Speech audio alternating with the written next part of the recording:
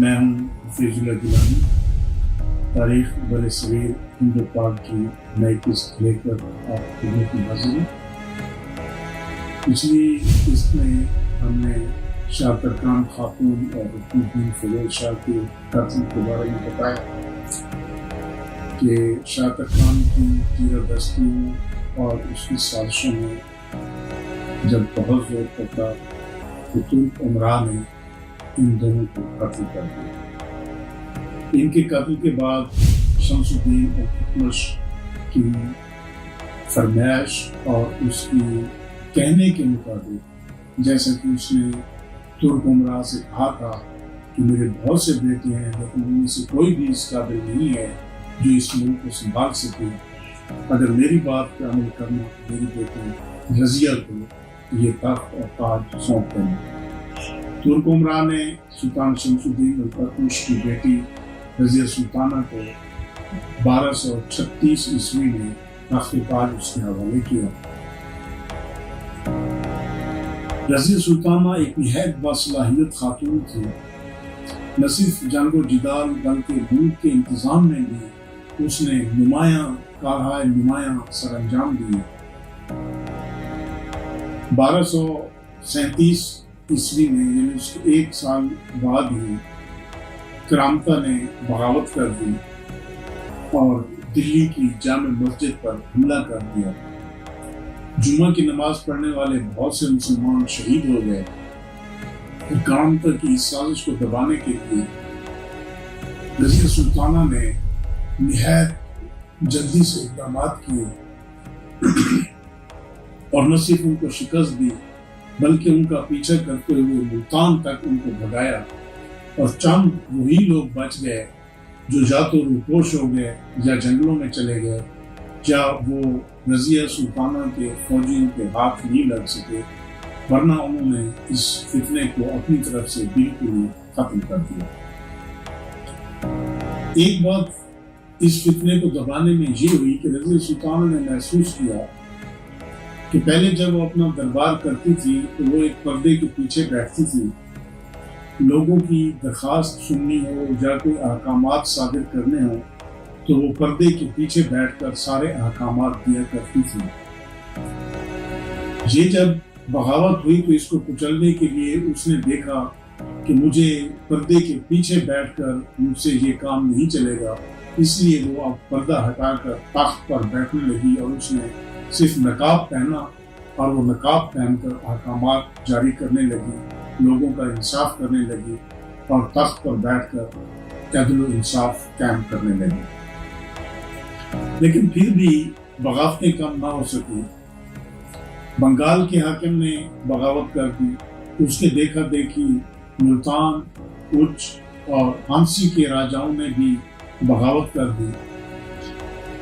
ایک تو رضیہ سلطانہ کے ساتھ مسئلہ یہ تھا کہ اس کے ترک امراء جو شروع سے ہی یہ نہیں چاہتے تھے کہ ایک عورت کی حکمرانی تسلیم کرے، ان کی ایک وجہ تھی۔ دوسرا، جو لوگ بغاوت کر رہے تھے وہ بھی ان کا سب سے بڑا جو ریزن تھا، جو سب سے بڑا وہ ان کے پاس ایک وجہ تھی، وہ یہی تھی کہ وہ سمجھتے تھے کہ شاید ایک عورت کی حکمرانی میں ہم لوگ ترقی بھی نہیں کر سکتے اور ملک کا انتظام بھی نہیں سنبھال سکے گی یہ عورت، اور اگر ہم نے بغاوت کر دی تو وہ ہمارا مقابلہ بھی نہیں کر سکے گی۔ لیکن رضیہ سلطانہ نے ان کے یہ سارے خواب چکنا چور کر دیے۔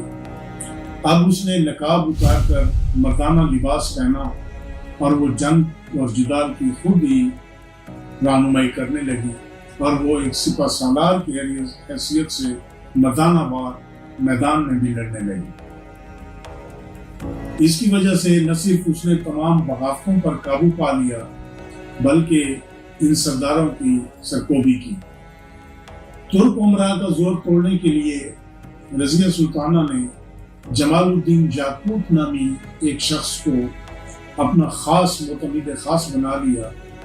یہ ایک حبشی نسل کا سیاہ فام غلام تھا جس پر رضیہ سلطانہ نہایت اعتماد کرتی تھی، اور وہ بھی اس کی حفاظت کے لیے ہمہ وقت ایک سائے کی طرح اس کے ساتھ رہتا تھا۔ رضیہ سلطانہ کو خطرہ تھا کہ اس کے امراء اس کو بھی قتل کر دیں گے اس لیے جمال الدین یاقوت دن رات سائے کی طرح اس کے ساتھ لگا رہتا۔ ابھی یہ بغاوتیں چل ہی رہی تھی، عمرا کی بغاوتیں بھی چل رہی تھی۔ محمد جلیدی جو وزیر تھا رضیہ سلطانہ کا، اس نے بھی بغاوت کر دی۔ اس کی بغاوت کو بھی رضیہ سلطانہ نے فروغ کر دیا، ختم کر دیا کہ اسی اثناء میں بھٹنڈا کے راجہ افتخار الدین التونیہ نے بغاوت کر دی۔ رضیہ سلطانہ حسب سابق مردانہ لباس میں اس کا مقابلہ کرنے کے لیے نکلی تو ترک عمرا جو کہ رضیہ سلطانہ کے خلاف ہو چکے تھے کیونکہ ان کی کوئی بات مانی نہیں جا رہی تھی، اور سب سے بڑی وجہ جمال الدین یاقوت کے ساتھ رضیہ سلطانہ کے یہ تعلق کہ وہ ہر وقت اس کے ساتھ رہتا تھا، ترک عمرا نے اس کو پسند نہ کیا اور انہوں نے ملک التونیہ کے ساتھ ساز باز کر کے خود ہی رضیہ سلطانی کو گرفتار کر کے ملک التونیہ کے حوالے کر دیا اور رضیہ سلطانہ کے بھائی بہرام شاہ کو اپنا بادشاہ بنا کر دلی کے تخت پر بٹھا دیا۔ اگرچہ رضیہ سلطانہ کے لیے یہ ایک بہت بڑا صدمہ تھا، لیکن افتخار الدین التونیہ نے رضیہ سلطانہ سے شادی کر لی اور اس نے بھی یہی سمجھا کہ اگر اس طرح میں ایک بار پھر ملک التونیہ کی فوجوں کے ساتھ دلی کو فتح کر لوں گی، وہ بھی اس شادی پر رضامند ہو گئی اور 1242 عیسوی میں 24 اکتوبر 1242 عیسوی میں رضیہ سلطانہ اور ملک افتخار الدین التونیہ نے دلی پر حملہ کر دیا۔ بہرام شاہ اپنی فوجوں کو لے کر مقابلے کے لیے نکلا۔ اس بار بھی ترک سرداروں نے ایک سازش کی۔ پہلی جو جنگ ہوئی تھی جس میں ملک التونیہ کے حوالے رضیہ سلطانہ کو کیا گیا تھا، اس میں انہوں نے رضیہ سلطانہ کے خاص معتمد خاص جمال الدین یاقوت کو قتل کر دیا تھا، اس لیے اب اس کا خطرہ بھی باقی نہیں تھا۔ تو انہوں نے ملک التونیہ کے افسروں سے کہا کہ آپ لوگ اگر جنگ جیت بھی گئے اور رضیہ سلطانہ کا دلی پر قبضہ ہو گیا تو یہ تو آپ سے وہی پرانا بدلہ لے گی، آپ لوگوں کو سزائیں دے گی، اور ہو سکتا ہے یہ ملک التونیہ کو بھی گرفتار کر لے کیونکہ ملک التونیہ نے اس کے ساتھ زبردستی شادی رچائی ہے۔ ان کی یہ بات کارگر ثابت ہوئی اور ملک التونیہ کی فوجوں نے ان کا ساتھ چھوڑ دیا، جس کی وجہ سے ایک بار پھر رضیہ سلطانہ بہرام شاہ کے ہاتھوں گرفتار ہو کر اس کے دربار میں آ گئی۔ اس کے ساتھ ملک التونیہ کو بھی گرفتار کر لیا گیا اور ان دونوں کو 1242 عیسوی میں دوسرے دن ہی قتل کر دیا گیا۔ اس کو قتل کرنے کے بعد عمرا نے اس کو بہرام شاہ کو بھی زیادہ دیر حکومت نہیں کرنے دی۔ اس کی ایک وجہ تو یہ تھی کہ اس نے نائب المملکت کا ایک عہدہ نیا تخلیق کیا۔ اصل میں یہ عہدہ شاہ ترکان کے زمانے سے ہی کسی نہ کسی طور تخلیق تو ہو چکا تھا، کیونکہ رکن الدین فیروز سارا دن اپنی عیاشی میں مصروف رہتے اور انتظام سلطنت شاہ ترکان خاتون کے ہاتھوں میں تھا، اسی کے احکامات سے سارا ملک چل رہا تھا۔ تو یہ بھی ایک نائب المملکت کا عہدہ تھا، لیکن اس کا باقاعدہ اعلان نہیں کیا گیا تھا۔ رضیہ سلطانہ چونکہ کسی کے ہاتھوں میں کھیل نہیں رہی تھی بلکہ وہ خود حکومت کرنا چاہتی تھی اور وہ جتنا عرصہ رہی خود حکومت کرتی رہی، اس لیے انہوں نے بھی نائب المملکت کے عہدے کا کوئی ضرورت محسوس نہیں کی۔ لیکن جب بہرام شاہ تخت نشین ہوا تو اس نے ایک دفعہ پھر نائب المملکت کا عہدہ تخلیق کیا اور اس پر اختیار الدین البتگین کو منتخب کیا گیا۔ اختیار الدین البتگین اس کوشش میں تھا کہ وہ سازشیں کر کے خود بادشاہ بن جائے۔ لہذا ایک بات تو یہ چل رہی تھی، دوسرا سازشوں کے علاوہ منگولوں کے حملے بھی ملک کو تباہ و برباد کر رہے تھے۔ منگولوں کا جہاں جی چاہتا آتے، حملہ کرتے، لوٹ مار کر کے چلے جاتے۔ اس وجہ سے ترک عمرا نے خصوصاً نائب المملکت کا عہدہ حاصل کرنے کے لیے ہر امیر اور ہر وزیر کوشش یہی کرتا کہ دوسرے کو شکست دے کر خود اس عہدے پر قابض ہو جائے۔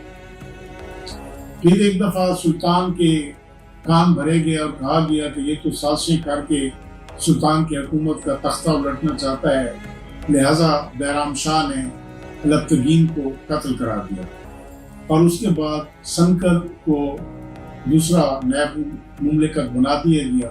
لیکن اس کے ساتھ بھی وہی معاملات پیش آئے اور بادشاہ اس سے بھی ناراض ہو گیا اور اس کو کہا گیا، اس کو ایک معمولی سی اس بات پر سزا دی گئی کہ وہ بغیر اجازت کے دربار میں داخل کیوں ہوا۔ اس بنا پر اس کا سر اڑا دیا گیا اور یہ عہدہ ایک فساد کی جڑ بن کر رہ گیا۔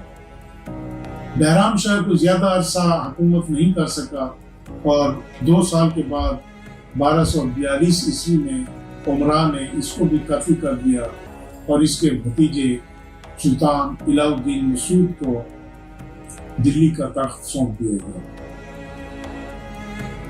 سلطان مسعود نے بھی اگرچہ اپنے طور پر اس ملک کو سنبھالنے کی کوشش کی، حکومت کا انتظام سنبھالنے کی بھی بہت کوشش کی، لیکن بغاوتیں اب روز کا معمول بن چکی تھیں۔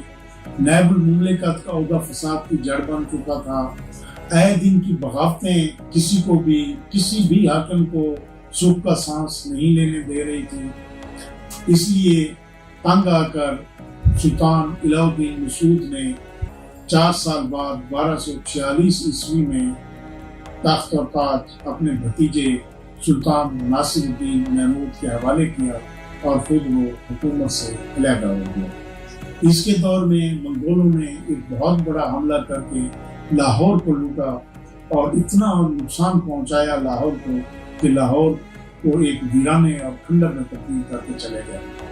یہی وجوہات تھی کہ سلطان الہ الدین مسعود کو تخت و تاج چھوڑنا پڑا۔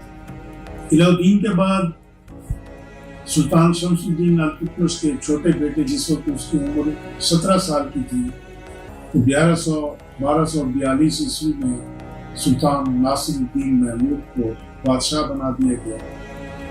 سلطان ناصر الدین محمود اور سلطان الہ الدین مسعود یہ دونوں غیاث الدین بلبن کے داماد تھے اور غیاث الدین بلبن ان کا سسر تھا۔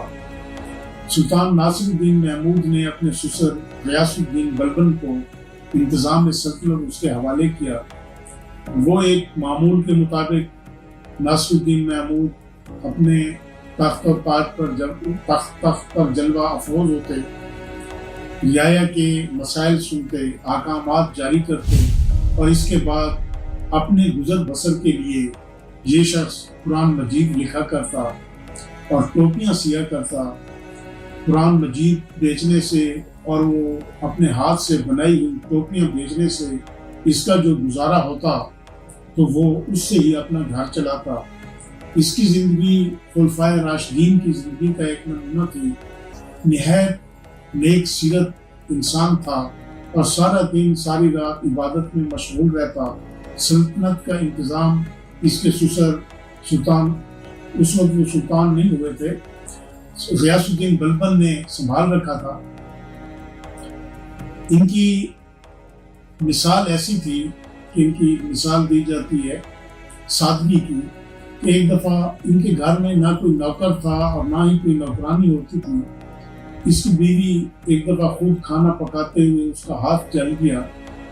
اس نے سلطان ناصر الدین محمود سے شکایت کی کہ دیکھیں مجھے کوئی ایک نوکرانی لا کر دے دیں کہ کھانا پکانے میں میرا ہاتھ بٹا ہے، میرا ہاتھ جل گیا ہے۔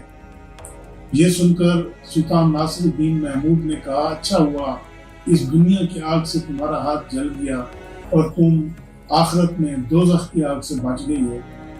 اسی زندگی پر اور اسی سادگی پر ہی تم عمل پیرا رہو۔ یہ دنیا ہمارے لیے نہیں ہے، بلکہ ہم آخرت کے لیے اس دنیا میں کوشش کر رہے ہیں۔ نہ صرف یہ اس کی سادگی تھی، بلکہ تواضع، مہمان نوازی اور وفاداری کا یہ عالم تھا کہ ایک دفعہ وہ قرآن مجید لکھ رہے تھے تو ایک मौलवी साहब हाजिर हुए। जब उन्होंने देखा, उन्होंने एतराज़ किया कि सुल्तान, आपने ये आयत जो यहाँ लिखी है, यहाँ ये आयत नहीं है, बल्कि ये कुरान मजीद के किसी और हिस्से में है। ये सुनकर सुल्तान नासिरुद्दीन महमूद ने उस आयत को अंडरलाइन कर दिया, उस पर निशान लगा दिया कि हाँ, आप ठीक फरमाते हैं, मैं इसको दोबारा कुरान मजीद से देखकर सही कर लूँगा। लेकिन जब वो शख्स चला गया तो इन्होंने उस निशान को मिटा दिया और आगे कुरान मजीद लिखना शुरू कर दिया। उनका एक गुलाम ये सब कुछ देख रहा था। उन्होंने सुल्तान से पूछा कि आपने मौलवी साहब के कहने पर तो निशान लगा दिया था, लेकिन आपने कुरान मजीद से इसकी तस्हीह किए बगैर आगे लिखना क्यों शुरू कर दिया? तो सुल्तान नासिरुद्दीन महमूद ने जवाब दिया कि मुझे अच्छी तरह इल्म है, ये आयत यही लिखी जाती है और यही इसका मकाम है, कुरान मजीद में भी ये मौजूद है, लेकिन मैं उस मौलवी साहब का दिल नहीं तोड़ना चाहता था, कहीं वो ये ना समझे कि हमारा सुल्तान इतना खुद गर्ज और मुतकब्बिर है कि वो किसी की बात ही नहीं सुनता। और फिर उसने अपने गुलाम से कहा कि आप जाकर कुरान मजीद में इसका मुताला कर लें, ये आयत यही है और दुरुस्त है। तो जब उस गुलाम ने देखा तो वाकई वो आयत वही थी और दुरुस्त लिखी जा रही थी। उनकी ये तवाज़ो, ये इंकसारी और ये सादगी खुलफाए राशिदीन की याद दिलाती है। यही वजह है कि चूंकि मुल्क का इंतज़ाम गयासुद्दीन बलबन उनके ससुर ने संभाल रखा था, तो पूरे 20 साल तक सुल्तान नासिरुद्दीन महमूद इस मुल्क पर हुकूमत करता रहा और बिल आखिर 1266 ईस्वी में सुल्तान नासिरुद्दीन महमूद का इंतकाल हुआ। आज हमने खानदान गुलामा के चंद बादशाहों का जिक्र किया है। उम्मीद है आपको पसंद आया होगा। इंशाअल्लाह अगली नशिस्त के साथ फिर हाजिर होंगे। खुदा हाफिज़।